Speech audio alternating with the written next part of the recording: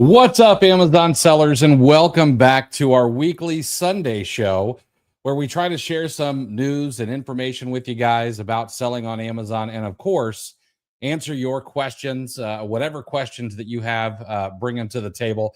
I'm Chris Grant, and normally to my right is my philoprogenitive co-host, Chris Rasick, but he is absent today. Now, for those of you who might be new here, we try to make your life a little bit easier as a seller.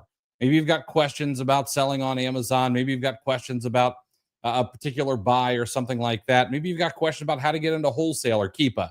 You can bring those, drop them in the comments, and we will try to answer those for you. But before we dive in, we've got a little bit of an ad spot today, and the ad spot is from me. Well, we launched the OA Challenge Business Growth Grant, and just a couple of days ago, it got even better thanks to, and I already see him in the chat, Joel over at Zero Tax Prep Center. So we've got the OA Challenge Business Growth Grant. So what we're going to be doing is we're going to be giving out $1,000 in cold hard cash to help one Amazon seller level up their inventory game. And hopefully we're going to do this every single quarter. But it's not just going to be money, all right? We're going to be handing you the full seller success stack. You're going to get access to the OA Challenge, which is our flagship sourcing boot camp. So hopefully you can not buy any duds with that $1,000 and find some gold. We're going to give you Keepa Academy and Keepa SOPs because you need to know the data. Data doesn't lie, but statistics do. And we're going to give you a lifetime license to IP Alert so you don't get blindsided by brand complaints.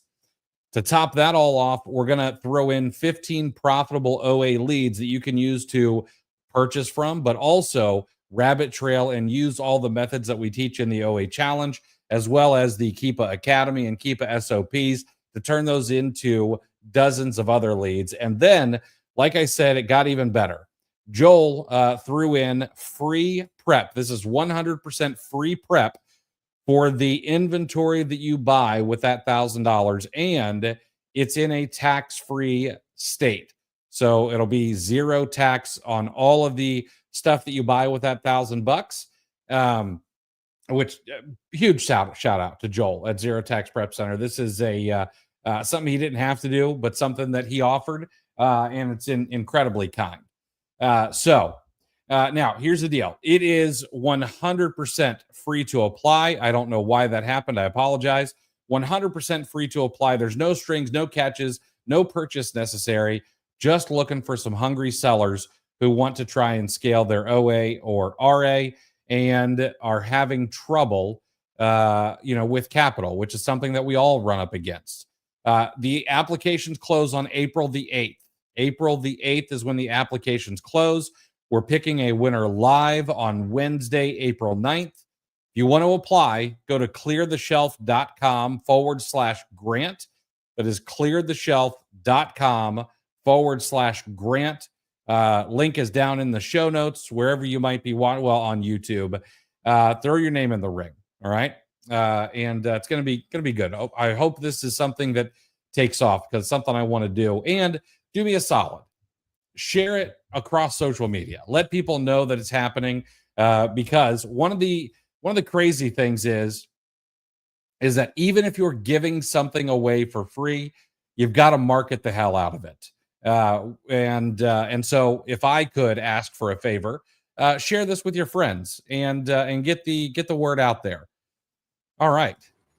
Hey, Chris, what's going on, man? Hey, sorry I'm late. That is all right. That happens. Missed the your philoprogenitive today. So how's it going, man? It's going good. Going good. Concert season is Fantastic. back in the swing of things. Saw a concert last night. So real excited about that. Oh, nice. It was great. Okay. I wasn't going to go down this path, but you're wearing a Yankees hat. Opening day was just the other day. I know that. I know it's concert season. It's baseball season. Like this is the time when this is your season, man. Right. But I read something fascinating about the Yankees. They hired like a rocket scientist, or they hired like an MIT graduate or something, and they reshaped the barrels of their bats. Did you happen to see that? I did. Yeah, it wasn't all the bats. It was specifically Anthony Volpe, their shortstop, and Okay. they analyzed the data that he was basically getting jammed a lot. Balls were coming in on the label of the bat, so they actually reworked and they made the hardest part of the wood on the bat closer to the handle, moved it in on the label, and consequently, when Michael Kay, the local New York play-by-play guy, I think they talked about it, and it was about 2 pitches later. 2 pitches later, he hit a home run. So, which they hit 9 of them yesterday. So it's not as random as it would typically be in a baseball game. But yeah, so Yeah, I did I thought hear that. I thought that was absolutely fascinating, though. And I wonder how we'll long find it out. takes. Well, yeah, We'll find out if it's legal, because there's already, being that the Yankees did it, they're going to complain. of course, absolutely. Yeah, it's so interesting. I thought it was genius, especially if they took. I would imagine somebody had to have taken a look at the rule book. Yeah, you'd imagine it was at the most nefarious. You'd think it would be a gray area where it's not directly addressed. Mm-hmm. But Because yeah, I nobody's mean, thought of it. yeah, and nobody thought of it. Or I am curious. Like, I don't know how much testing they did on it. So now I want to know, like, what's the power reduction on the barrel of the bat? Where you're Mm-hmm. supposed to hit it. Is there a disadvantage to balls hit on the barrel, or is it going to break more often? Are the bats going to shatter if they hit out on the end of the bat? And yeah, I'm curious about the whole dynamic. Like, balls hit on different parts of the bat now that they've kind of shifted the not center of gravity, but whatever a bat's equivalent of that would be. Right. I'll tell you what. So I know they've done a lot of things over the last couple of years to try to make baseball more interesting, to bring in more fans. They want to they got the pitch clock. They want to, make it a little bit faster, because that's probably the number one complaint of, pedestrian fans, I would imagine. But to be honest, I think that they should instead of taking this kind of thing away, I think the MLB should push other teams to do something similar. One, the press is good. I mean, even bad press is good press. It gets the word out there. But the other thing is that if this actually does work and it causes more dingers, more home runs, then do we get that? Do we go back to the time of Mark McGwire and Sammy Sosa, where, like, I don't know, it just seemed that back then everyone was a baseball fan. You know, Well, those two guys, they saved baseball at that point in time. It was a very yeah, similar. It was a similar situation. If you were around then, attendance was down. They were coming off of they were only a few years removed from a player strike, if I remember. So they lost a whole season. I think that was the last season that the Expos, and the Expos actually had a really good team the year that they went through the strike. So baseball needed a story. They needed some sort of positive momentum, and that's exactly what that McGwire and Sosa home run chase did. I think the home runs might be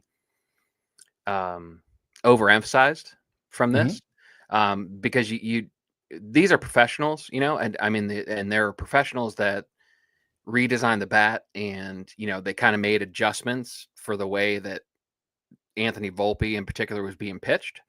And now it's going to be, once this word is out, Anthony Volpe's probably going to see a whole lot of pitches on the outside corner now yes, to go after the end of his bat and not be able to have him barrel it up on the hardest part of the bat. So there's going to be a little bit of a chess match. So I think we need to wait and see what the longer term results, what the adjustments that each side makes. And I don't think this is going to be, a league wide, a huge increase in home runs, because we really we had that already recently.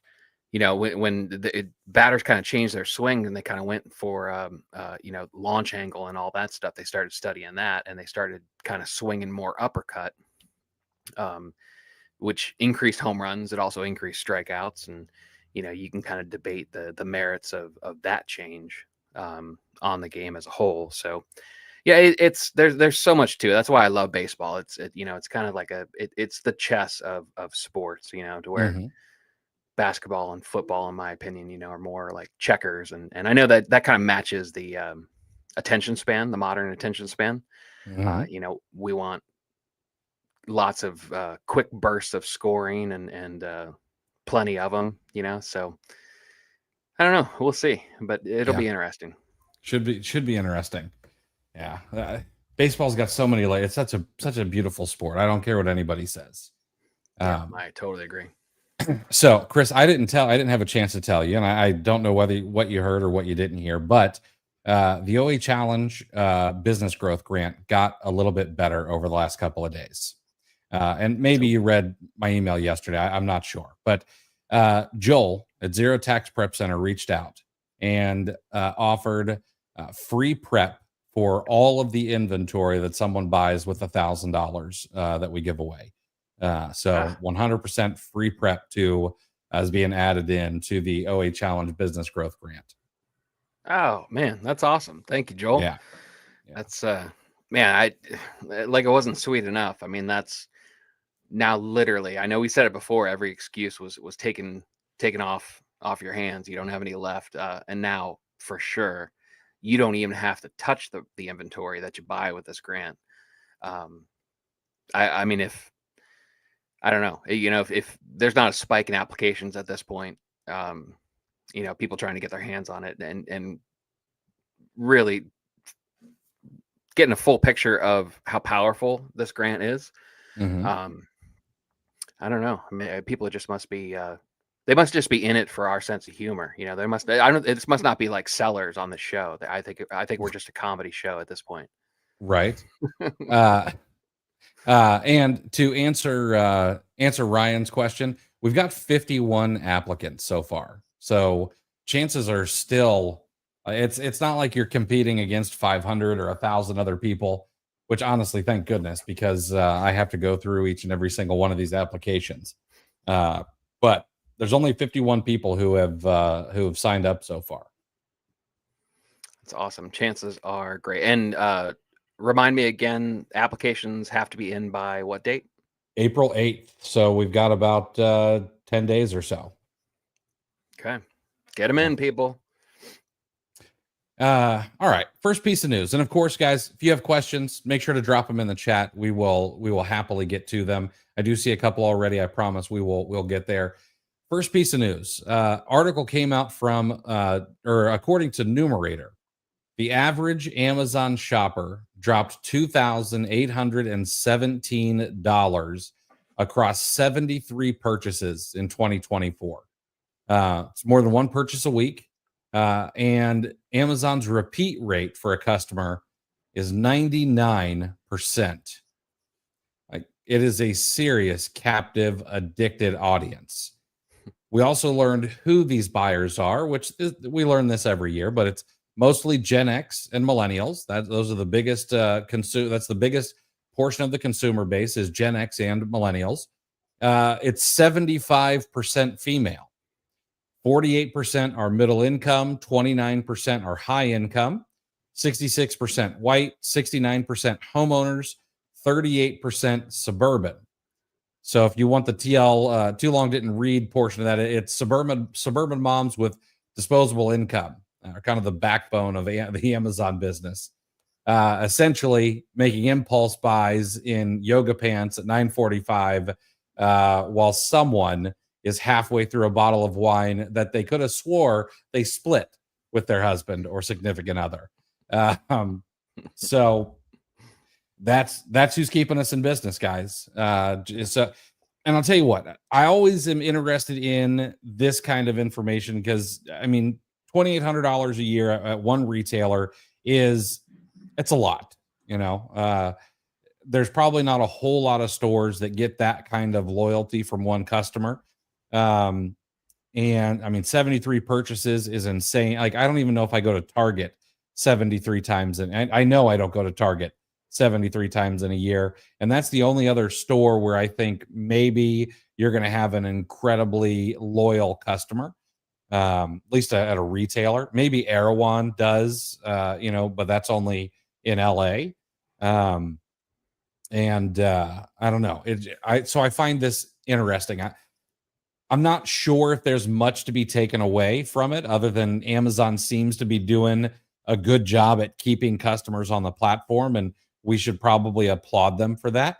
But the other thing that it makes me think of is if you ever are, if you ever stuck sourcing, it makes the research a little bit easier because you could go into a mom Facebook group or I mean just ask Perplexity, what are the top 20 things that, suburban moms with disposable income buy, and you should have a list that you could then rabbit trail to dozens and dozens of other products. Yeah, I think the one important thing, as from the seller perspective, that data like this provides, is it provides us a chance to move from the seller perspective to back to the consumer perspective. Mhm. And I think that's I don't do that a lot, and it's easy to forget what the consumer experience is like. It's easy to forget how really, incredible the Amazon marketplace is. Mhm. It's you could buy anything you want. You throw in Prime Video, you throw in the live sports that they've signed contracts with. I mean, it's a very strong product, and when you look at it from the consumer perspective, um, and then with this evidence of how much, because that's pushing $300 a month, um, Yeah. and the only reason, I mean, at 73, the only reason that Target in our family wouldn't eclipse that is because there are only 52 weekends a year for my wife to go to Target, or the $200 store, as we call it. Um, so it's good to take a step back and kind of look at it as a consumer all over again, especially with the predominant attitude that sellers kind of have with Amazon right now. It is still a vibrant marketplace. Um, it's it's the everything store, and it's Mhm. easy to see why there's that much money spent. Um, and then you couple this information with the other pieces of news that they report every so often about the growth of Amazon Prime memberships. Those are somehow still going up. I don't know how I don't know how that market isn't exhausted at this point. Right. Just as ubiquitous as an Amazon Prime membership is and has gotten. So, yeah, I think it's interesting. It's and it's and why is it important to take a step back into the consumer mindset, is because first thing off the top of my mind, as I was sourcing this morning, um, is it'll jog your memory on some seasonality. Like I came across some stuff, and there's actually a lot of spring stuff on sale right now. I don't know if that's kind of a residual effect of Amazon's spring sale or not, but think about all the things that people are doing around the house, from a consumer perspective. Um, I found a bunch of grilling barbecue stuff. There's a bunch of there's a bunch of fancy barbecues out there, and apparently you need to treat them or something like that. You'd know better than I do. You're the master smoker, and you like you've gotten into the outdoor cooking equipment and stuff, and that's a whole ecosystem in and of itself, and that stuff is not cheap. So, No. and just examples like that. Think about all of the hoses and people that are kind of brushing stuff off, and different treatments for lawns and around the house, and then you get into the spring cleaning and stuff. I mean, it's good to take a step back and kind of take a consumer view. It could potentially help your sourcing. Oh, absolutely. Yeah, 100%. Yeah, it's honestly, it really is kind of crazy. Some of the money, I mean, some of the money gets spent on some of these things. And it's interesting. And yeah, Luke, today Luke learned he's a suburban mom. Yeah, totally. And you know, you mentioned the everything store, and I bought something this morning on Amazon that I don't know if it would exist anywhere else. I didn't do a Google search on it. Of course, it's a it's a physical product. I wasn't sure if it existed. It came from me reading an article about someone who had an original idea about something, and I was like, I wonder if something like that exists for this other niche. And so I did a search for what I thought the keywords should be, and sure enough, it exists. And so I bought it to test it out because I think it should be interesting. But uh, I don't think that would. I doubt it would exist on Walmart. Maybe it would be over on eBay, someone drop shipping it. Uh, but yeah, I mean, it's just the everything store. Mm-hmm. Yeah, it really is. Now, speaking of Target, Target actually, they are planning their Target Plus platform to have a 5x growth. Target announced plans to scale its third-party marketplace, Target Plus, from 1 billion in annual sales to 5 billion in annual sales by 2030. Which of course that's a big leap, but even at 5 billion, that is, I mean, that's kind of a joke compared to Amazon's third-party business. But the difference is that unlike Amazon and Walmart, which open as they open up to just about everybody and offer a platform to hundreds of thousands of sellers, Target is going to be approaching this in a more curated, kind of invite only type of way. Categories like home goods, essentials, and food are what are driving the bulk of their marketplace growth. And thanks to their Shopify partnership, Target is trying to speed up how it's finding and onboarding emerging brands. So they're not really necessarily looking for resellers. Not only do they hate resellers buying from them, apparently they hate resellers actually selling on their platform as well. So I guess they're not necessarily kind of building a true marketplace. It's more like a gated community with HOA level standards for who they bring into their selling platform. But they are taking it serious enough that they're trying to get new folks in there, which I thought was interesting. Yeah, it'd be interesting if we didn't know about the struggles that they're having with their numbers. Mm-hmm. It doesn't, you don't have to do too much digging to realize that there's some desperation behind this. Yeah. It's curious that if it's simply a corporate memo, is all it would take to take a marketplace from 1 billion to 5 billion. Why'd it take you so long to make that decision? Right. That'd be my question. Yeah, I don't know. Yeah. My opinion, they're doing it the wrong way. I think the whole point of a marketplace is to grow the breadth of a catalog, which is, I mean, because there's no company in the world that I know of that can supply all of the products that people want. Mm-hmm. It is why Amazon wins, as because of the breadth of their catalog. Walmart, they're smart. They're letting people grow the catalog. Target's really got to do that same thing. Like they're no longer that they're no longer as niche as they once were. Um, and they're feeling that right now. In-store sales are down, all kinds of stuff. So I don't know. Yeah, and there was that article not long ago that talked about the mistake that they made in not embracing grocery years ago. Mm-hmm. I read an article that actually pinpointed one particular, at least it was a bad decision strategically for Target. And it's all post-mortem, of course, after the fact. Hindsight's 2020. But yeah, I mean, Target, I'm not even, it's my wife that does the shopping at Target. I like it when I go in there. You know, I like Target stores. I don't mind shopping there. But it feels like a destination place.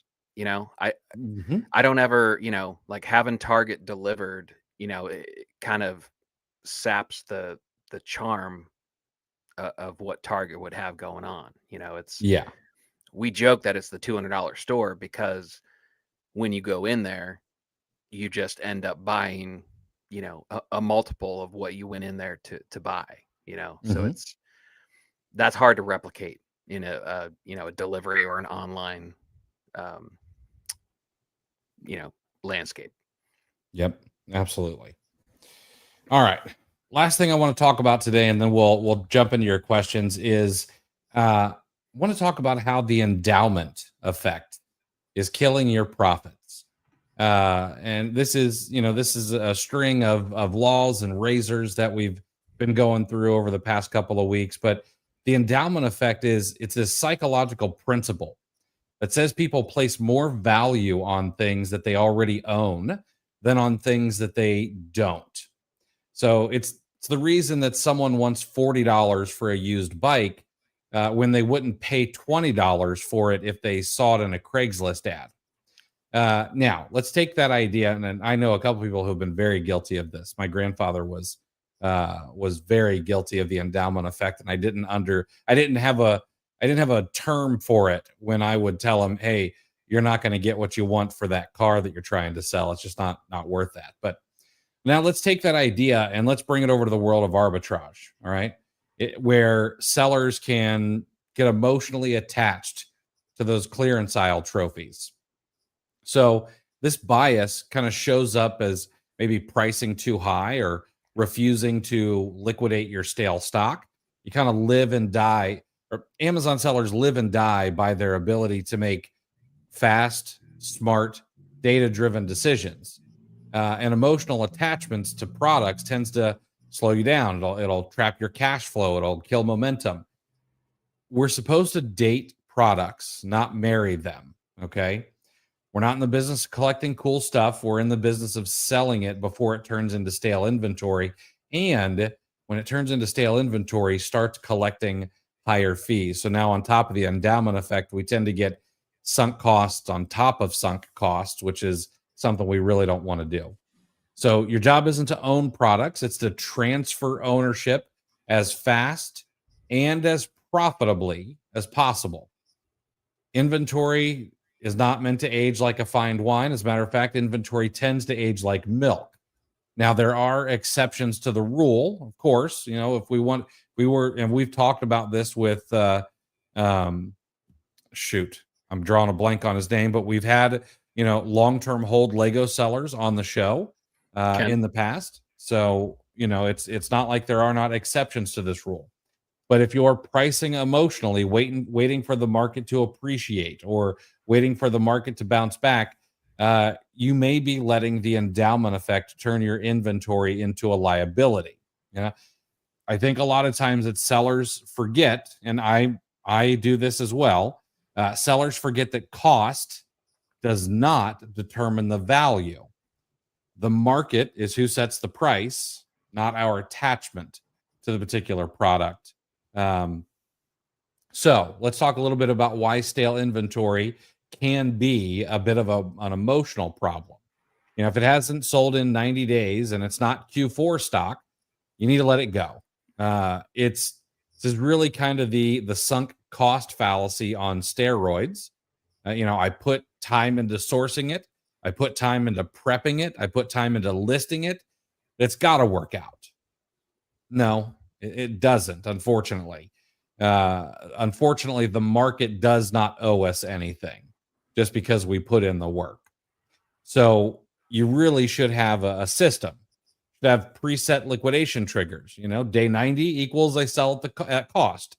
Day 120, I send it to liquidation or use it as some sort of outlet deal. And so, Chris, I guess my question to you is, even though we've talked about this a lot of times, how do we help people kind of get over that hurdle? I don't know about you, but I've had way too many conversations with people where I'm like, hey, how old is your oldest inventory? And they tell me it's over a year. Yeah, I think this probably starts from a lot of the new sellers. I think it starts with sourcing when you get started, um, because the new sellers, there's so much frustration when they don't realize just how many reps it's going to take to find profitable inventory, right? And if you take it, if you go down that journey and you kind of put yourself in the place of a new seller all over again, and you're going through stuff and it's like, no, that doesn't work, and it's one after another, a no after a no after a no, and you're kicking out so many products, and then after a decent period of time, you finally find something that is profitable, only to pull it up and Rev Seller or Ace and Gadget or whatever you happen to use shows that little red approval. You're not approved to sell it. And then you click that, and it's essentially you're not going to be approved. You can't get auto ungated with it, and they want 400 units or something, and you're too new to be able to make a decision like that and have it be a good decision. Um, that's deflating, right? So then you go back in it and you got to start all over again. So, all right, I'm back to the list, and you're sourcing. So I think the frustrations, I think sellers put too much of their own value or their own skill as an Amazon seller on the frustrations involved in sourcing, if that makes sense. So Mhm. I think they, your ability to source, if you have a bad session, that doesn't mean you're a bad seller. That just means it was just a bad session, and you got to be able to flush it. This is essentially taking the emotion out of it. That's kind of a general term that doesn't exactly answer the question of how you do it. But that's what it is. You need to take the sentimentality out of it. And I'm guilty. I'm still guilty. Um, it's something I constantly have to monitor on an active basis, because I get real excited about a good lead when I find it. Mhm. I did it this morning. I had to send my Sunday list out, and I found something, and I was like, "This is a banger." And then then I sit there. I was like, you kind of turn into Gollum from Lord of the Rings, and you're like, "Oh, my precious." I don't want to. I had to decide whether I wanted to share it or not. I was like, "Man, this thing is awesome." Um, but then ultimately, if there, any subs that are listening, you did get the lead, by the way. Um, so, but think about what would happen with that if I had kept that lead to myself. If I'd gate kept that, uh, I would have bought as many as I was comfortable with, within my own tolerances. I would have sent it in, and if that thing tanked, if other people found it and a wave of sellers came in and the price eroded, I've got some pride. I was proud of that lead, right? So now part of the stupid part of my brain is going to sit there and go, no, that was mine. What are you people doing here? And so then, part of you would try to start to justify, like, well, maybe I could wait them out. Maybe this is just a fluke or something like that. And meanwhile, your inventory is getting older, it's aging, and you're losing the concept of turning my inventory over as fast as possible. So that's essentially it. It's you need to kind of use profit and ROI at sourcing, and then you need to flush it and forget about it, because it's not going to sell at that price. The numbers, whatever accounting software you use in the end, Inventory Lab, when you pull up that ASIN after you've sold out, it those aren't the numbers that are going to show up. There's going to be an average. You're going to probably have to unload stuff at a discount or at a lower price than what it looked like when you were sourcing. I think you kind of like, well, what it's like is when we talk about goal setting, where you set the goal, you figure out the process to get there, and then you forget about the goal and you just Mhm. focus on the steps and go from there. It's the same kind of thing. You need to buy something, analyze worst case scenario, and go, even if this goes bad, it's still going to be a positive number, and then just let it go, just release it, and verify that it was still a positive number at the end of the day, and then turn whatever profit you got from it into something else. And just, you need to be a little more robotic about it, I think, as weird as that sounds to say out loud. Mm-hmm. Do you think that it could be an identity issue? And what I mean by that is, when we're talking to other, I'm an Amazon seller. It's not like I'm a business owner. It's not never I'm an entrepreneur, and Amazon is one of my distribution channels. It is I'm an Amazon seller. Um, if I guess if we changed our identities a bit and became entrepreneurs, would it be easier, or do you still think we'd have this issue? No, I think it would be easier, if you kind of, more generally classify yourself as, a retailer, or, something more broad like that. Because we've talked about it before. We've had the luxury of interviewing a lot of very high volume sellers. Mhm. Um, and we know that the products they're selling, they're not sexy. It's not that thing that I found this morning. Nobody else was selling it. It was widely available, and not a lot of offers on it. So it's simply a matter of volume. And I think maybe not only do we need to kind of step away from kind of painting ourselves in a corner as far as like terminology and identity. um we need to kind of take more cues from the people who are doing the volumes that we want to do, and Mhm. because I think about that. Somebody mentioned Steve French, as a suggestion on one of the buy and hold, which, yeah, Steve is getting into some of that. Mhm. I think about him, and I think about you kind of, you glamorize the volume, like, oh, he's doing millions in sales on Amazon, but he's also grinding.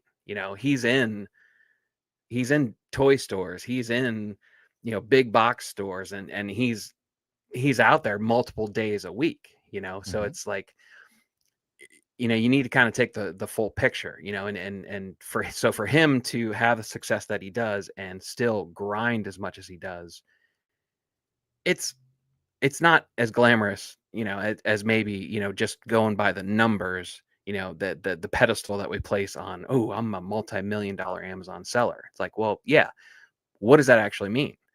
That means you're in the stores. That means you're still scanning. You're still doing the stuff that you were taught on day one.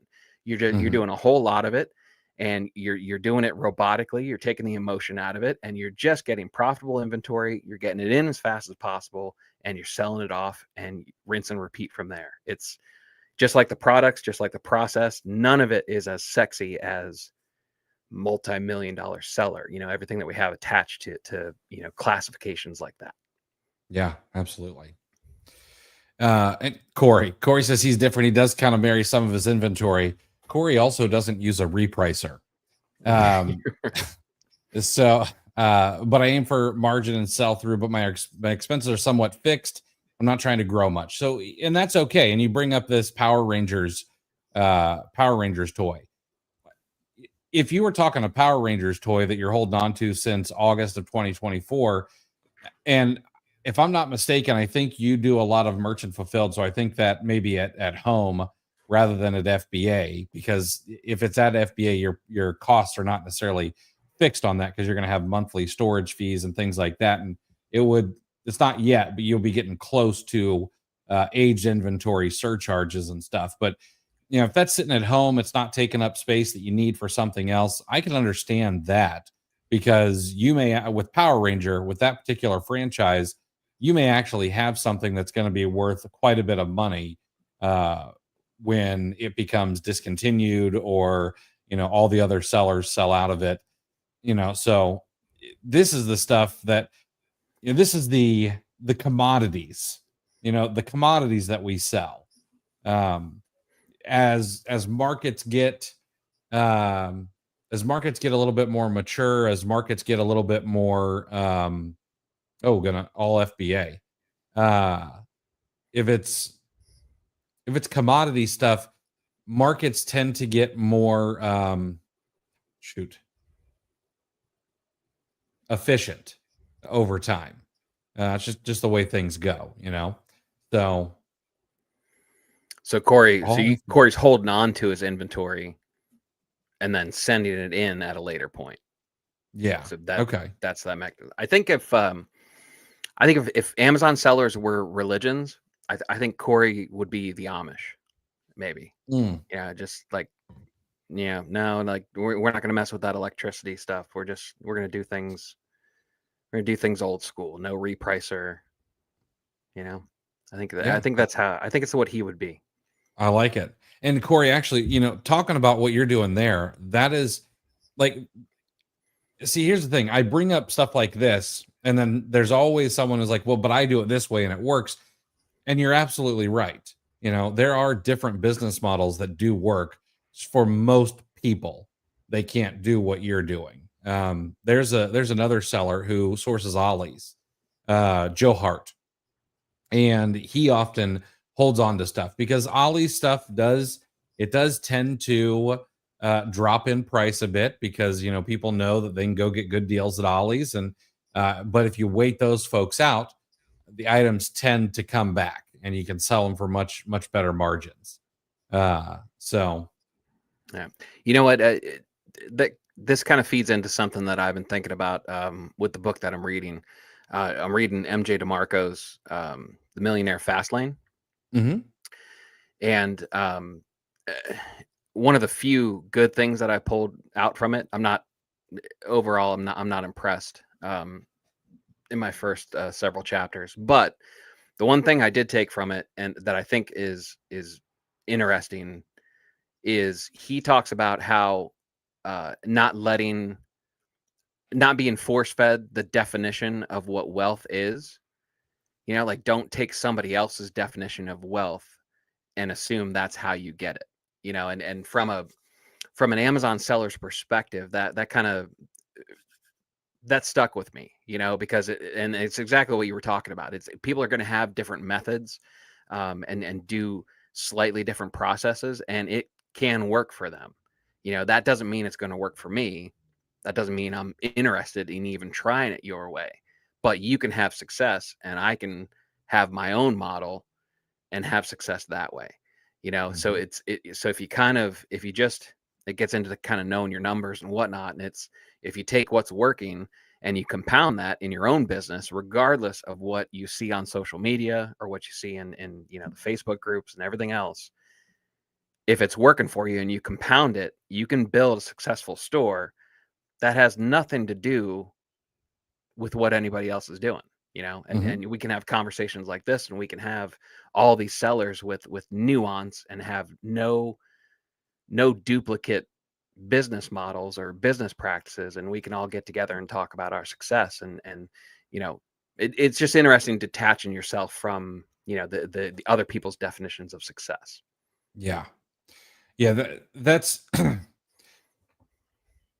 it is interesting, because like this business model, the business model of holding on to something for a couple of months, like it works for the people who are cash, for the most part, they're cash people. And you're like, okay, well, I'll wait for 4 months and I'll get a 30% return on my investment, and that's okay. But for anybody who is trying to grow their business and they're using a credit card, well, that may not be an option because you've got to pay that back over, if you do it right, you're going to get, 45 days or so to be able to pay that back, maybe 60. Maybe you've got a 0% interest credit card, so you could argue that you could hold it a little bit longer. But typically, people need to cash flow a little bit faster, which is not a bad thing. That's okay. But also, if you're to the point where you're all cash now and you can hold on for 4 months, that's okay too. And Corey, I know you're not being defensive at all. No, I know that. So yeah, no, saying that you're part-time, that just feeds into the point that we're making, really. Is yeah, some people do this as a full-time income. Some people have given up their day job and they have a family, and they've got a lot riding on this. So Mhm. they're going to need to execute their business in a different way than you do, to where if you're just doing it part-time and you've got the space to hold that stuff, and then you can just kind of wait everything out and wait for the premium prices, your profit margins are going to be way higher, to where other people don't have that luxury, because they need the cash flow. Mhm. I mean, that's exactly what we're talking about. Yeah. It's actually one of the reasons why I like the Amazon business is because uh there are so many different ways you can do it, and none of them are wrong. Hmm. It's interesting. All right, let's answer some questions for you guys. Let's see. Okay, so Joe, I do RA. Buyer purchased 3 completely different items from me via FBA and just started a return for all 3. And I think they claimed one was inauthentic. Any suggestions on this? Um, I would I would just have your receipts at the ready. Now I don't know where you bought from, but I'm gonna guess that you bought it from a legitimate place like a Walmart, a Target, a Kohl's, the Walgreens, whatever store it was. Um, and if you get an inauthentic complaint where you have to prove authenticity, then those receipts should work without a problem. Um, if you bought from a TJ Maxx, a Ross, a Marshalls, or some other closeout store, you may have a little bit more difficulty proving authenticity if you did not take a picture of the item next to the receipt, or a picture of the item so that you can merge it with the receipt and show that the item that you purchased matches the receipt that you have. But just be ready for it. This is why we preach. Um, you know, you got to take care of your receipts one way or another. For retail arbitrage, I've got a receipt scanner. It's sitting on my desk right there. I just used it the other day. For online arbitrage, we keep everything in Gmail, in folders, and it's all searchable and things like that. So that's all you got to do is just be ready.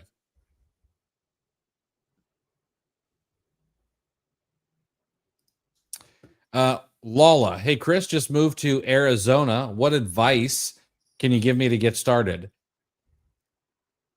It's going to sound overly simple. Okay.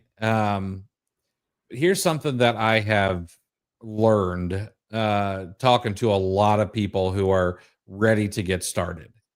Um, there are a lot of people who are looking for permission to get started.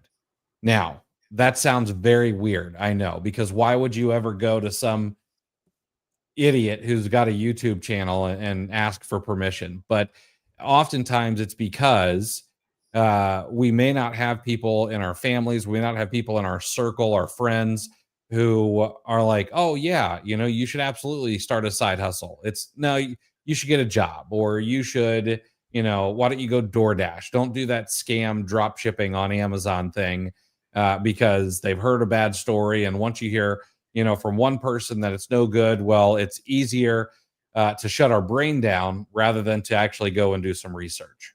So I would pose to you that you just need to get started. Um, and and what I mean by that is watch a couple of videos, okay? Read through Amazon Seller University, open up your account, and then go and buy something and sell it on Amazon, even if it doesn't make any money. Okay.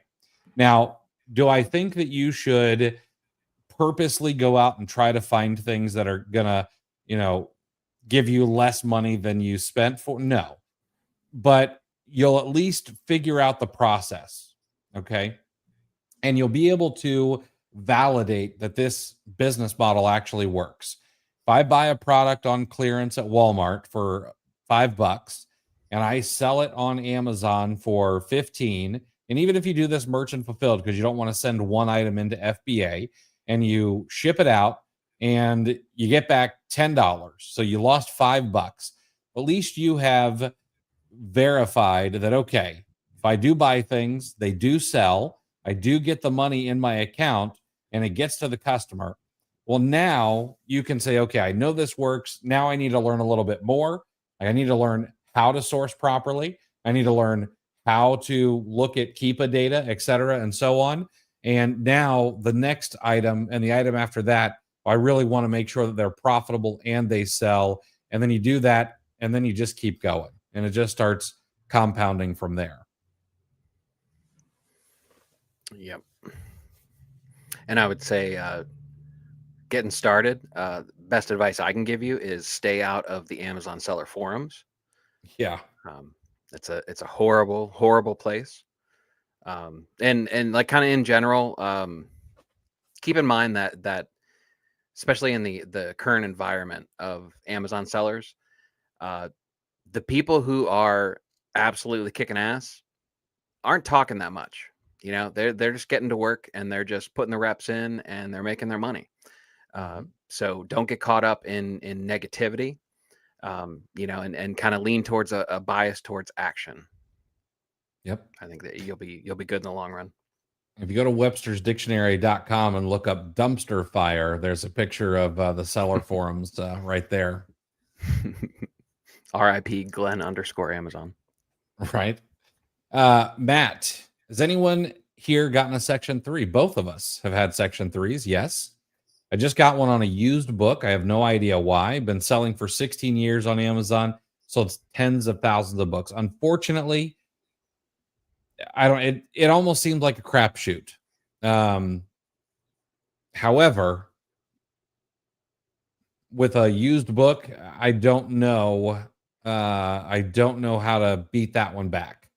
Because I'm guessing that you sourced that from a Goodwill or a thrift store. That's my guess anyway. If you sold tens of thousands of books, maybe you're buying in bulk, and maybe that will help you.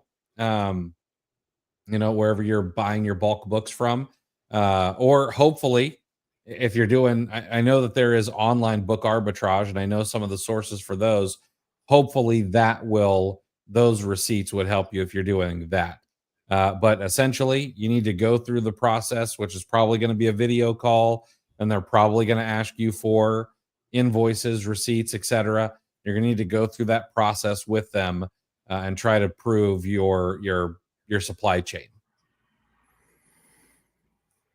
It almost seems like that's an unlucky draw. It I would does. imagine like it's random who gets selected for the section 3. We both think that they're probably going to cycle through all of the sellers eventually. And then probably once you're selected, you probably go into another random selection of the ASINs, just a spot check, a random spot check. Like in that case, like I'd almost want to try to contact someone to have that ASIN replaced.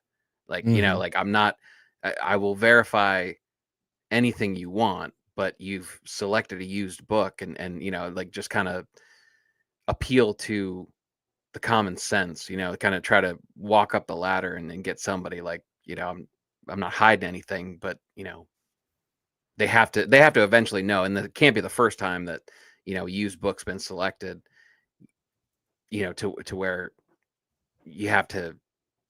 There's just sometimes there's going to be no good answer. What about somebody who it's a book that I bought 25 years ago back there on the shelf, and I decide to sell it on Amazon. There's no way I've got paperwork on that. They have to know that that's a scenario that's going to play out. I mean, they have to know. Absolutely have to know. Matter of fact, I wonder, why is it doing that? Bear with me just a moment here while I look something up here.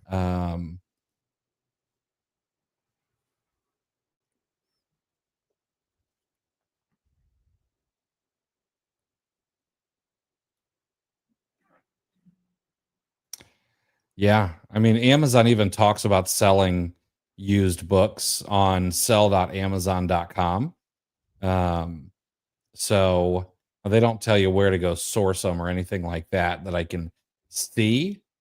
But they definitely know that used books are a thing, and they know what people are doing. They're not blind to that, of course.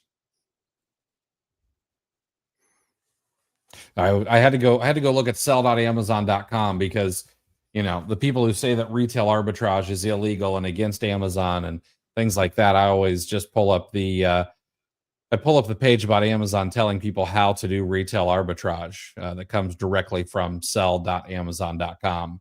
And then, I just throw that grenade and walk away typically. Yeah. Amir, hey guys, got a question that I didn't find a clear answer for. Is it possible to have the Amazon account established in a particular state and have shoppers in another state buying and sending FBM and FBA? Yeah, absolutely. This would be no different than using a prep center at a different state. I live in Florida. My prep center is on the left coast in Oregon.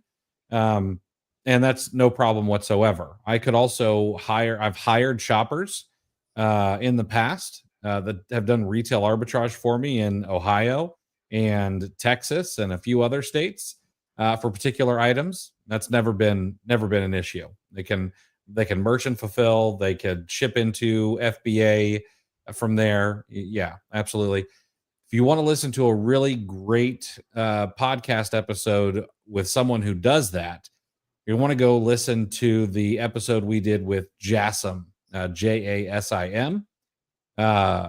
Guy who's doing $100 million a year in sales on Amazon and picks a bunch of different states to open up warehouses in. His last one was Florida. So, and I know that they've got that up and running now. And so, yeah, that's what they do all the time.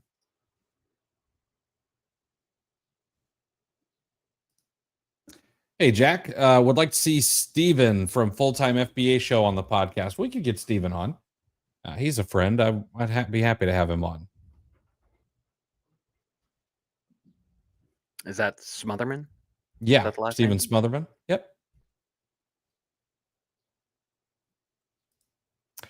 Ayod. Hey, guys, what are your guys' opinion of wholesale versus OA method for long term? They're both going to be around long term, and I don't know if you mean like, is one of them ever going to go away? My opinion is no. There are, with OA, a lot of people think, well, they're eventually the marketplaces are going to become so efficient, or supply chains are going to become so efficient. No, they're not. It's just the nature of markets to be inefficient in certain places. That's why arbitrage has been around forever. That's why I call it the second oldest profession. Arbitrage is it just works. So there will always be some sort of OA as long as there are sales and things like that. And wholesale too is going to be here. I mean, wholesale's been around. It's been around for a long time. As long as retail's been around, wholesale's been around. You're buying directly from brands. You're buying directly from farmers, that kind of thing. If we go back far enough. Now, which one's better for growing a business? I think it's 6 and 1, half dozen the other, in my opinion. We know people who are absolutely crushing with OA. We know people who are absolutely crushing with wholesale. Like you just need to pick something and stick to it long enough to turn it into a process, and then you could add something else to it if you want to.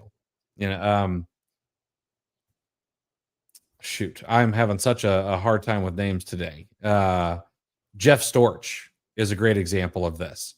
Guy's been in the game for a long time. His OA, game is on point. And then they added wholesale, and they do both, and he's like, why not do both? If OA works, why stop? And if wholesale works, why not do more of it? Yeah, exactly. And that's what I was curious about the question. Why? Because they're not mutually exclusive. You don't have to do one or the other. And it almost, I don't want to put words in your mouth, with this question, but it almost seems like, you're asking which one's safer, as if like wholesale would avoid some of the pitfalls that we have in OA. And that's largely not true. wholesale sellers are getting section 3s also. Hmm. I think ultimately you have to ask yourself, I mean, try them both. Like if you're looking into it and the business model in general is attractive to you, or something that you've been doing or looking to expand or scale or whatever it may be, try them both. But eventually you'll have to ask yourself what you want to do every day. Do you want to uh, manage inventory levels? Do you want to monitor relationships, B2B relationships?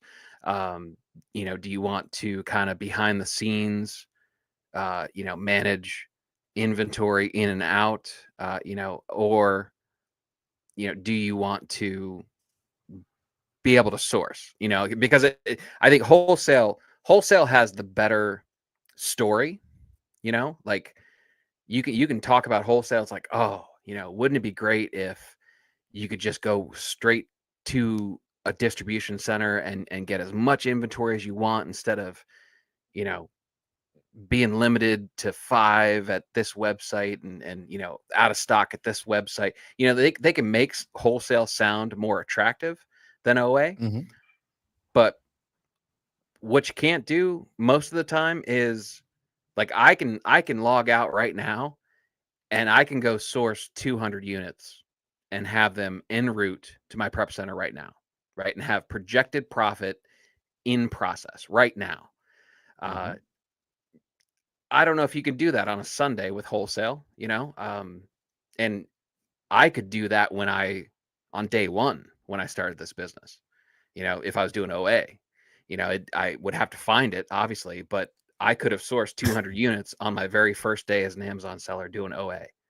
No Hmm. chance doing that wholesale, you know, because you have to establish the relationships, you have to get accounts and whatnot, and capital has to be there, and not that it doesn't with OA, but you know, um, so I don't know. Yeah, I think wholesale it can be made to sound more attractive, but there's a whole lot of overlap between the two models. It's just a matter of Hmm. what you want to do day in, day out. Yeah.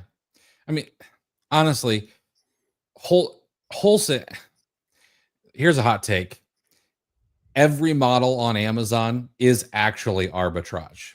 Right. And people don't, I don't think people like to hear that.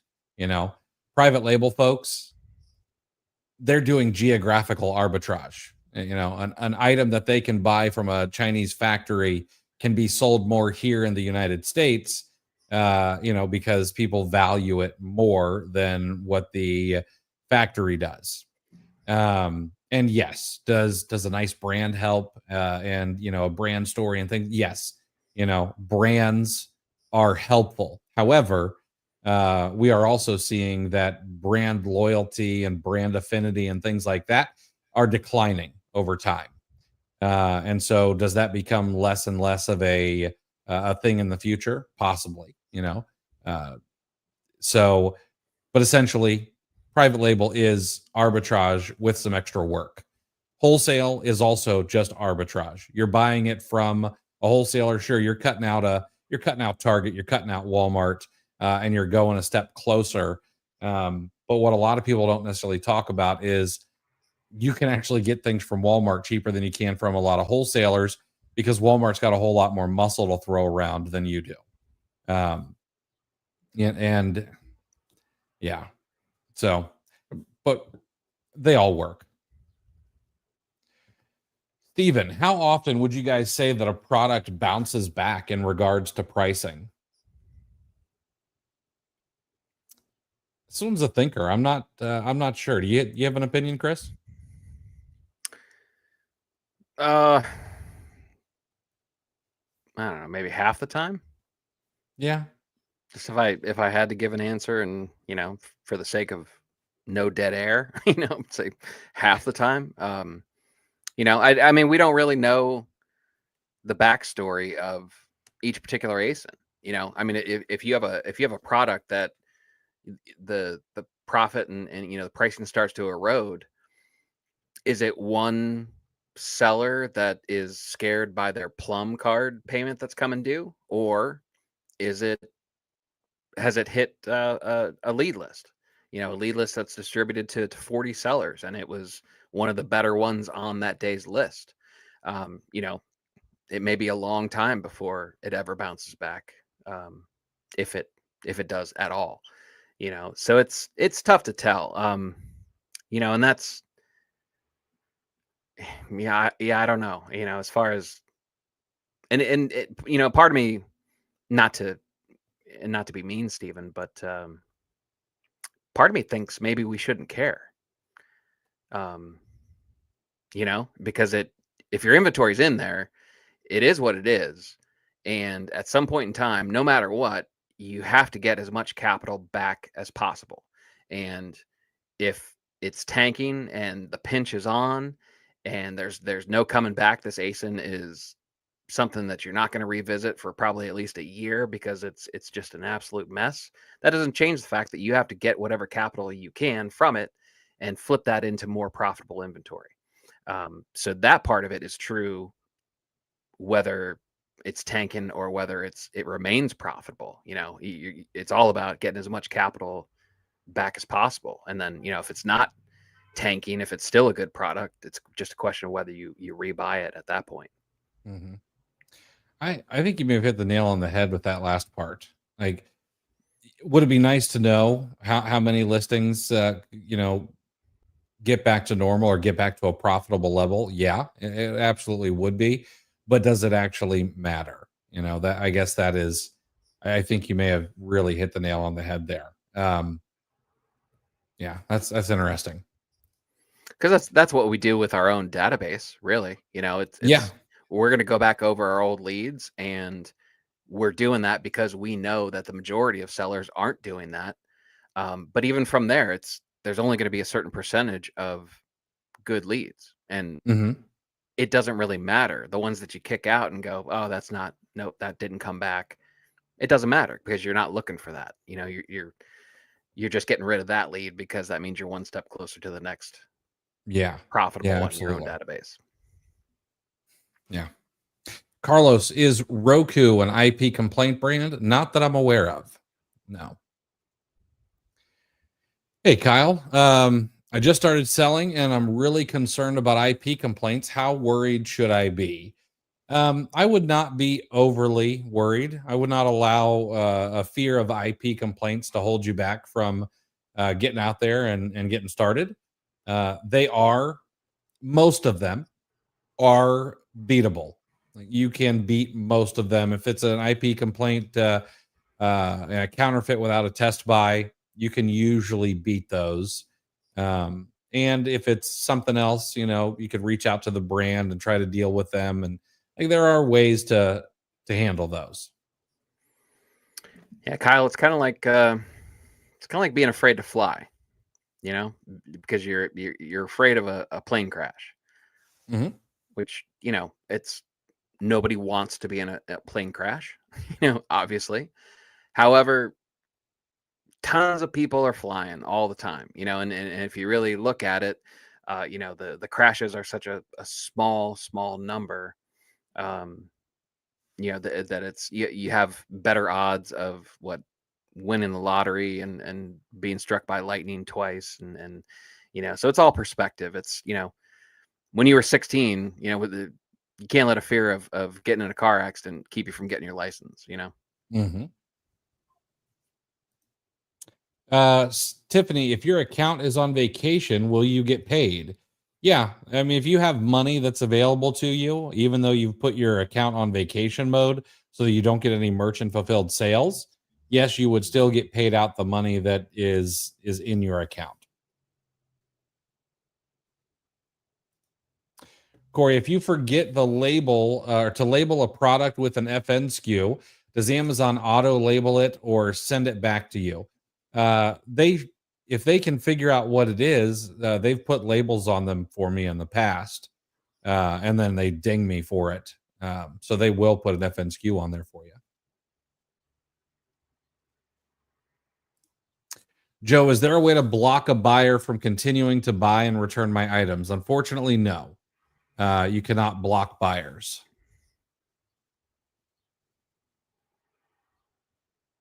Is there a way to get their address and return and pick up the return yourself and give them a piece of your mind.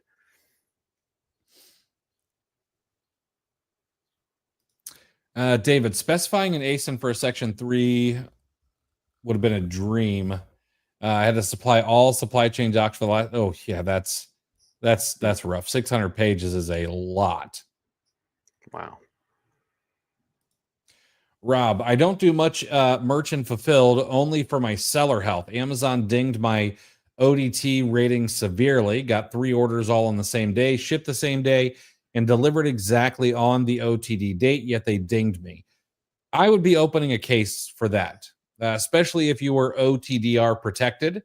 Those should not be getting dings for you. But I would definitely open a case and try to talk to somebody about that.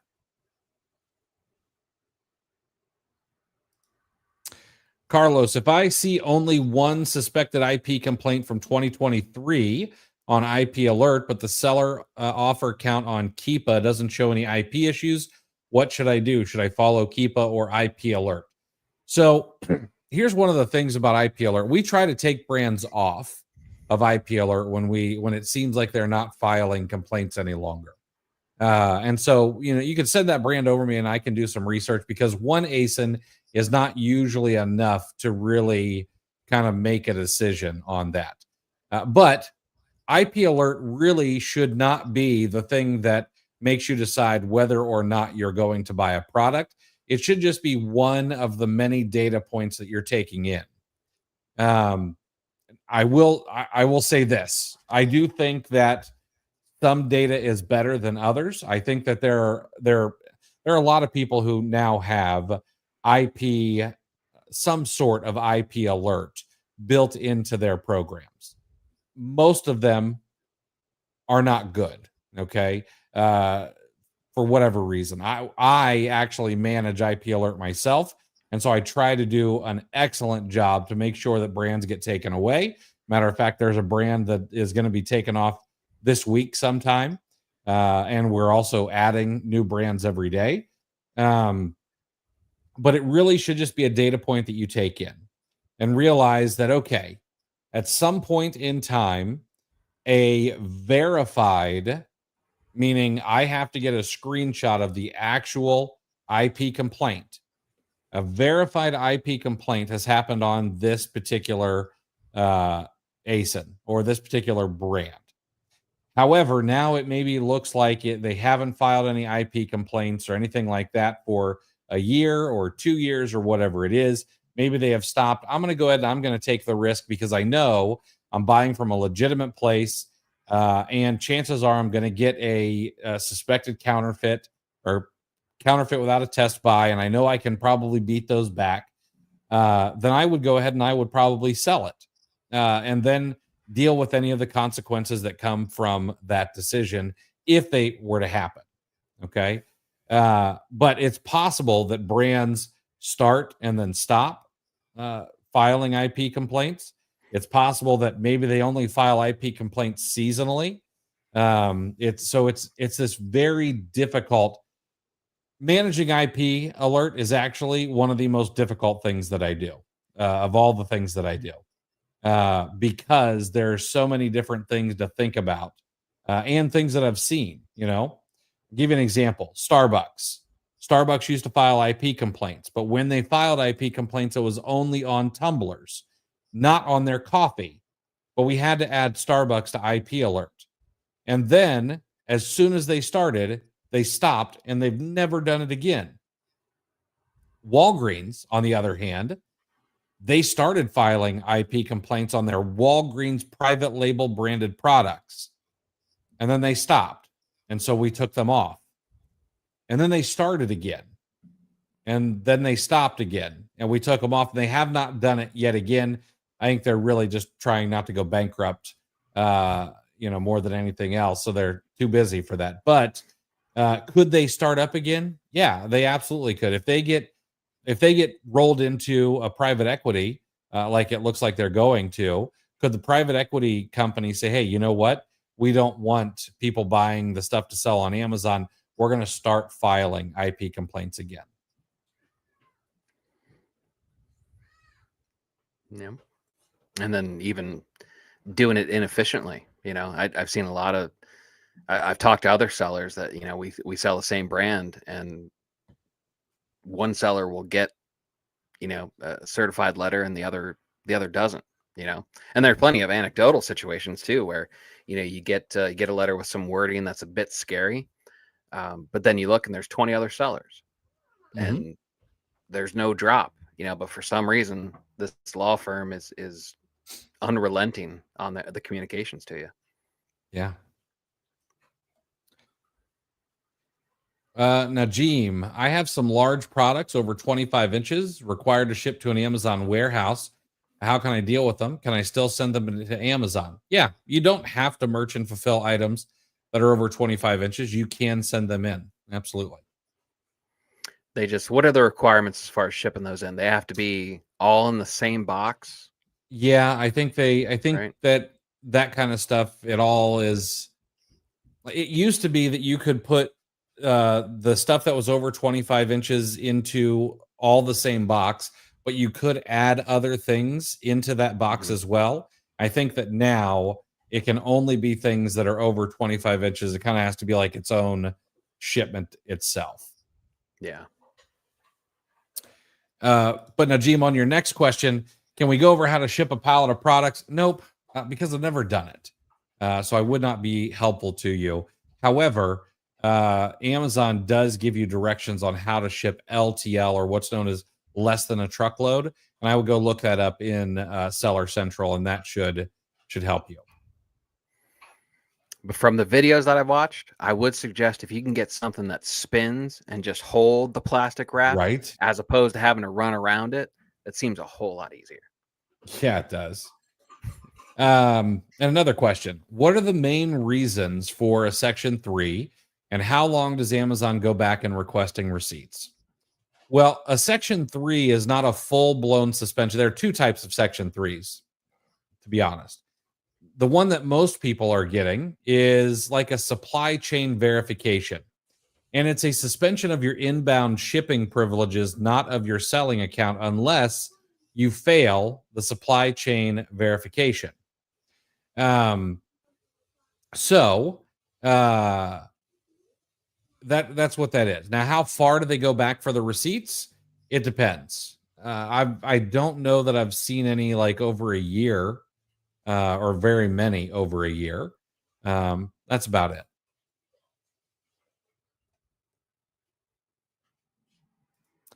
Would you still buy a product that is being flagged by IP alert? Well, I manage IP alert, so it depends.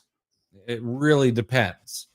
Um, I will take a look at the Keepa graph and see what's going on there. I'll see, how old the IP complaint is.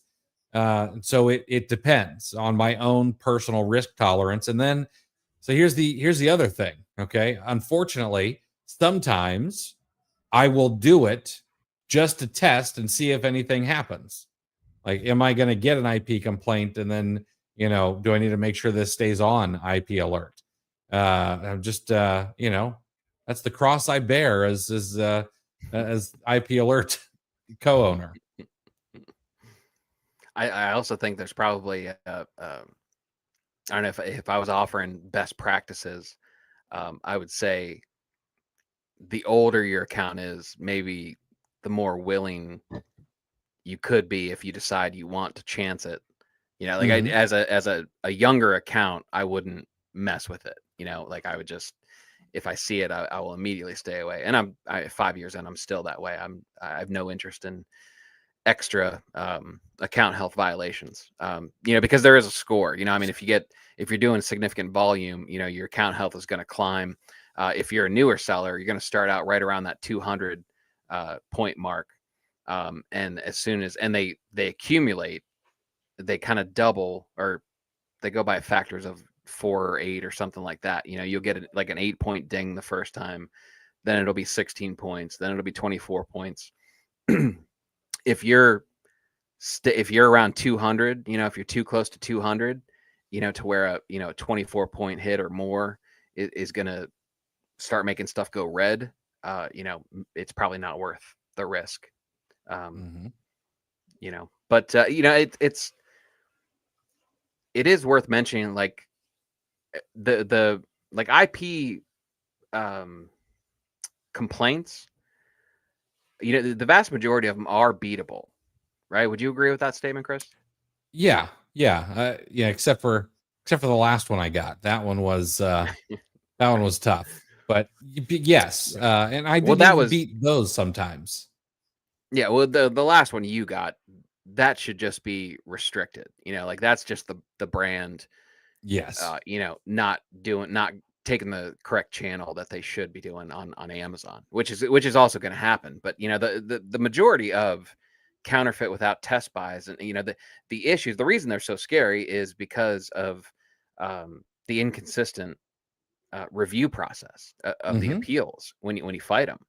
You know, I mean, if there was any kind of logic and common sense involved, you know, then this would be a whole different story, you know, because the vast majority of the people that are here and that we talk to are buying it from legitimate sources. And, you Yeah. know, regardless And, of what Voorhees says or anybody says, you know, first sale doctrine is uh, it's a thing and it's on our side, you know? yep. I if we go back to, we've talked about that now deleted Reddit post about the obvious Amazon employee who said that they would just deny everything because it kept them from getting in trouble. Uh, Mhm. like how much of that, like how systemic is that problem? And that's probably a huge reason why, ungatings and why IP complaints can be difficult to deal with, because it's a heck of a lot easier just to say no and not have to deal with any blowback at work. Um, kind of, I mean, it Mhm. sucks, honestly. Yeah. Najim, if you feel a brand is an IP complaint but not sure, is it safer to sell the product as FBM just in case? No.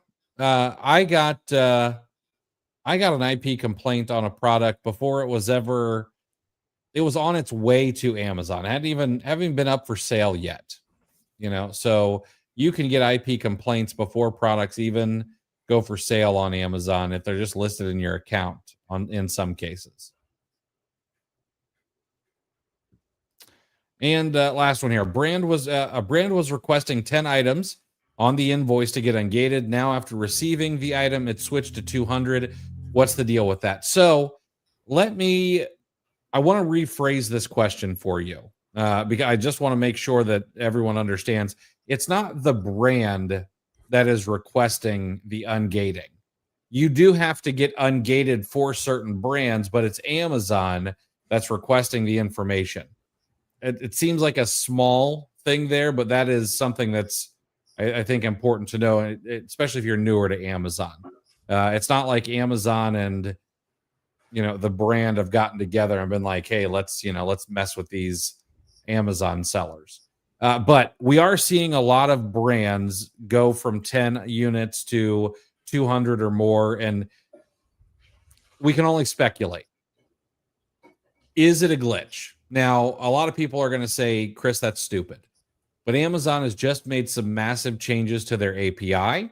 And in the past, we have seen changes at Amazon cause unforeseen and weird second order consequences. So that is a possibility. And when these kind of things happen, they don't always get fixed quickly because it may not be, a priority one kind of problem. Um, if this was severely affecting Amazon's gross merchandise volume on a day-to-day basis, then Amazon would probably make it a priority one issue if it was a glitch. Um, the other thought process is, well, Amazon's been going through all of these section 3s, and so they're seeing how many sellers are actually selling stolen or counterfeit products. They're also getting an idea of what brands are more likely to be stolen or counterfeit or gray market goods, and maybe those are the brands that are now requiring higher limits to get ungated in. Now, is that necessarily the smartest move? Because who has more of a vested interest in going out and buying a higher quantity of items? It's probably the people selling counterfeit, stolen, or gray market goods, because their margins are a lot higher. So it would make sense to go and spend $1,000 to get ungated in a brand where their margins are going to be massive, where it might not make sense for an OA seller to do that same thing because their margins are going to be much smaller. So I think that it could be another instance of misaligned incentives, but I'm not as smart as Amazon either, and so I could be totally wrong. The counterfeiters are also the ones more likely to manufacture an invoice stating the quantity that that they need to produce.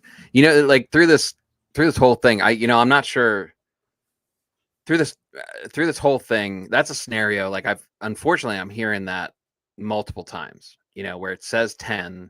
When you click to try to get auto ungated and you go through the process, and then I'm seeing people get 10, and then all of a sudden it turns into a 3-figure number. So I'm wondering if anybody gets a request for 10 items, gets the 10, and then gets the product ungated. Is that a scenario that's even playing out in the landscape right now? But on a broader scale, I've also realized that majority of sellers, it seems, get stuff ungated far more than I have ever done. I'm shocked. Like, I didn't realize how much ungating activity actually goes on in Amazon. Because the last thing I ungated was Nike. Like, I don't know if that's just a byproduct of my sourcing methods, but it doesn't even occur to me to get anything ungated. Like, if it's gated, I'm gone, because I'm so wide. The thought process of, ooh, I should ungate this because I think this is going to be a brand that I can sell a lot. Like, I'm a nomad as far as brands go. So if something's gated, I just move on. Yep. I'm right there with you. Are there some brands that I'm tempted, to go and get ungated? Sure. And yeah, absolutely. But and I don't know, maybe this is a blessing that others cannot share in, but with the amount of auto ungates that I'm still receiving, like, honestly, I'm probably getting ungated in 2 to 4 brands a day. As I source and look through the stuff that, the VAs send in. Now, maybe that's because of the age of my account or whatever it is. Like, I don't know. But it makes me less excited to go out and spend $900 on Nike to get ungated there and have to call Amazon and get it, sent up the chain and all those things that people who are actually trying to get ungated right now are doing. Yeah. Yeah. I mean, honestly, I'm not a big seller, but I'm still just riding out from when I got out of the sandbox, 5 years ago. And there seems to be 2 different tiers. There seems to be like premium brands that kind of have that dollar sign in front of the name when you go to auto ungate it. And I know those are going to be, they're going to ask for invoices and stuff like that. But yeah, I'm in the same boat with the auto ungates. If it's that lesser tier without the dollar sign, and it's just good enough for me. I'm with you there. There's some stuff that I'm tempted. It's like, ooh, I could, but I don't know. I never end up pulling the trigger on ungating. I haven't done. When was Nike? What was that, last summer that we were talking about that? Yeah, that's when it That started. first big glitch. Yeah, that's the last time I ungated something. Carlos, do you know how to ungate Walmart's own brands that only sell at Walmart? So you're talking Equate, Spring Valley, that kind of stuff. Would Amazon accept my Walmart receipt? Yeah, they should. So I've heard actually very recently from someone who actually does wholesale that they went to get ungated on a particular brand that they purchased wholesale, had a wholesale invoice for tens of thousands of dollars of inventory, and had that ever elusive letter of authorization that everyone thinks you need to sell anything on Amazon. So had a letter of authorization, had a wholesale invoice from a very reputable supplier, and they could not get ungated. And then they used something like a Walmart receipt, and they got ungated. So should they? Yes. But ungating is a different animal than it was a year and a half ago. Okay. I've made this joke over and over again. You can't send in a picture of Barack Obama anymore to get ungated. It just doesn't work. And it's become a lot more difficult because people were doing that. And that I'm not joking about.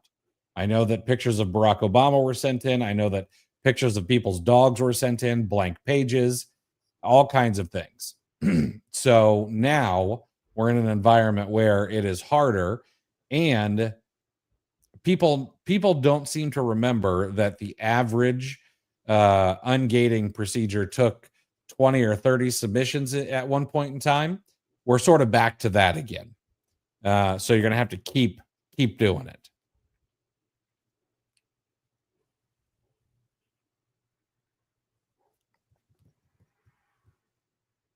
And yet, Joel, this wouldn't surprise me. Read that some people are still submitting the invoice with 10 and getting approved.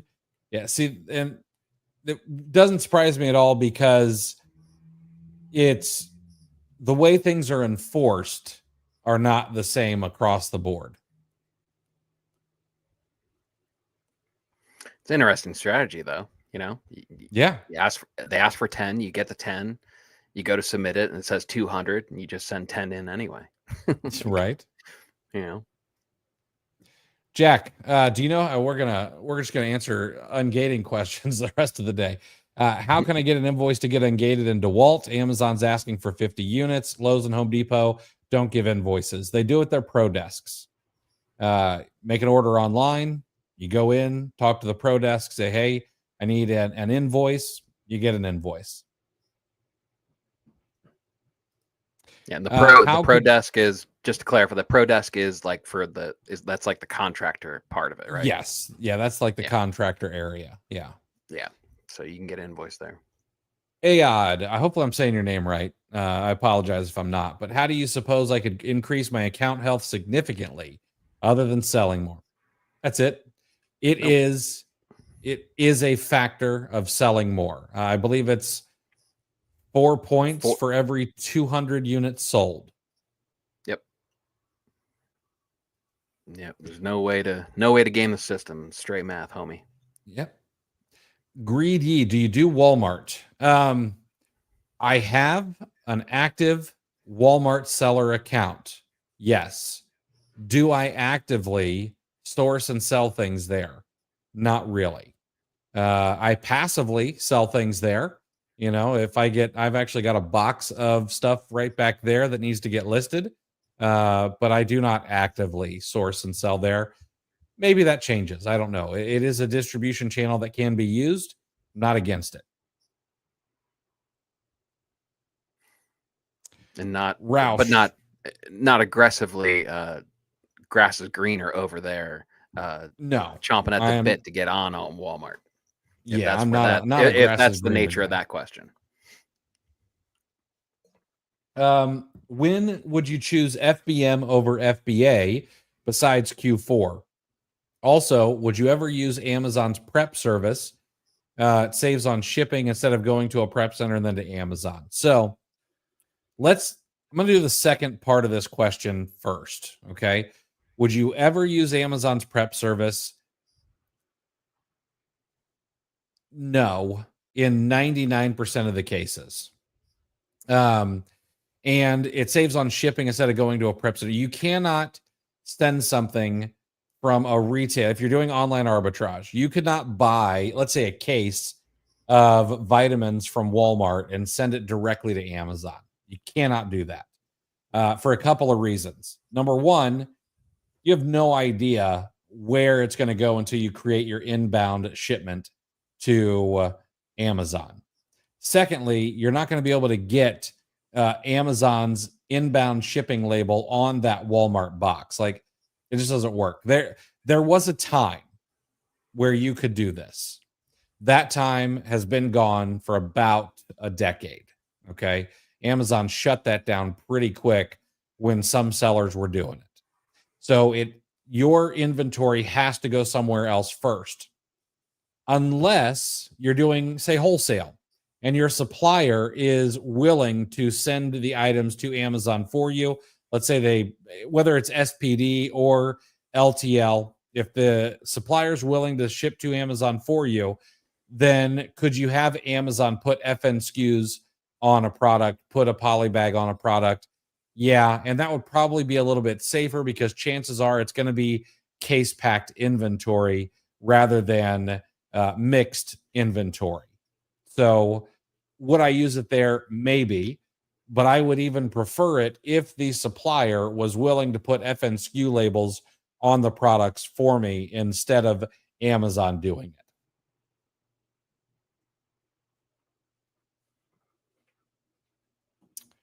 Okay. All right. Last one here. Or last couple ones here. If an order shows as unable to deliver, do you have to file a claim with the shipper or Amazon merchant fulfilled? If it's merchant fulfilled, but you purchased the shipping label through Amazon or Vico, Amazon is the one who has to file the claim with the shipper because Amazon is the shipper of record. So Amazon's the one who has to file the claim. You've got to deal with Amazon on that. And what software do you use to track actual profit? So there are going to be a lot of people who will tell you, oh, well, you could use Inventory Lab or Seller Board or I don't know what other ones there are. I think Boxum may have profit numbers now, but so here's the thing. All of those that are available, Scan Power is another one. All of those that are available will give you some profit numbers, but actual profit numbers need to come from an accounting software, in my opinion.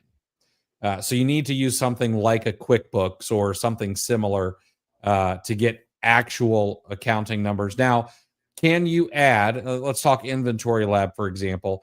Can you add your fixed costs, your variable cost, like prep costs, monthly subscriptions, things like that?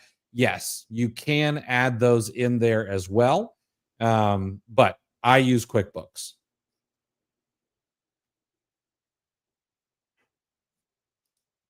I've heard it mentioned a couple times this stream, but had no idea it could be done. How can you tell the last time a brand filed an IP complaint? The user of IP Alert cannot. I can, as the administrator of IP Alert, go and look on our back end. It may be something that rolls out to everyone eventually. The problem is we didn't always track this data. And so part of the database, the data would be incorrect. And bad data is not helpful, which is what has kept me from releasing that information to users of IP Alert. The other person who mentioned the date, they were looking at Keepa and looking at like a cliff drop off of the number of sellers, which is the navigating by the stars method of tracking IPs. Exactly. All right. I think we got through. One last one here, and then we're going to wrap it up for the day. Why do brands file IP complaints instead of hard gating so no one can list? Because it's easier. So I don't know the process for hard gating a brand. I know that you'd have to get, you have to get brand, you have to become approved to manage the brand or to prove that you own the brand. You know, and there are a lot of brands that they don't understand. Like they're still not up to date on e-commerce and understand all of that stuff. And then there are companies out there that are selling services to brand owners to file IP complaints on their behalf, and try and say that, oh, we're going to keep resellers off your listings. And so there's that as well. It's a knowledge economy, and not everyone gets their knowledge from like legitimate sources.